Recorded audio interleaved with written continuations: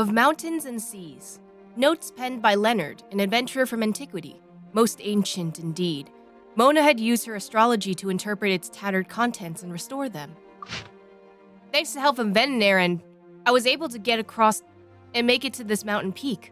The peak is the tallest around and the most dangerous. Forgive my lack of a more poetic description, but from its appearance, it would be apt to name it something like Hylo's Peak.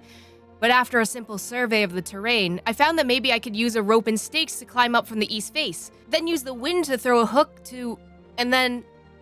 None of the young folk were willing to join me in climbing this mountain. Some were originally eager to give it a try, but were scared off by the idea of the older adventurers. It's a nightmare from which you cannot awaken, they would all say. The failures of those who came before them turned their hearts old before their time, and weakened their resolve. But I'm not old yet. My body and mind are in perfectly good shape, and Pylo's Peak is just the next mountain on my list of challenges to conquer. Good news! Ulrich has agreed to climb the mountain with me. I knew I'd find a kindred spirit eventually.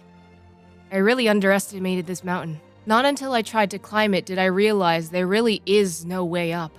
It's like some sort of mysterious gemstone carved to perfection and flawlessly smooth as it stands there, towering in all its glory. I hope the food supplies that the tribe furnished me with will be sufficient to see me to the top. Another injury. My leg is in very bad shape, and I have 2 frostbitten fingers on my left hand. At least my right hand is intact. I think it'll take me months to recover fully, but now is not the time to give up. Bad news. Today, Ulrich met his limit. He was too old.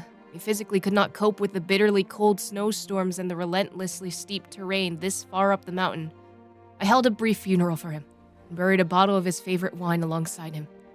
Just me left now. The blizzard shows no sign of stopping, so I must continue my climb while I can, lest the rocks freeze over. I broke my leg again. But fortunately, it was just a minor fracture.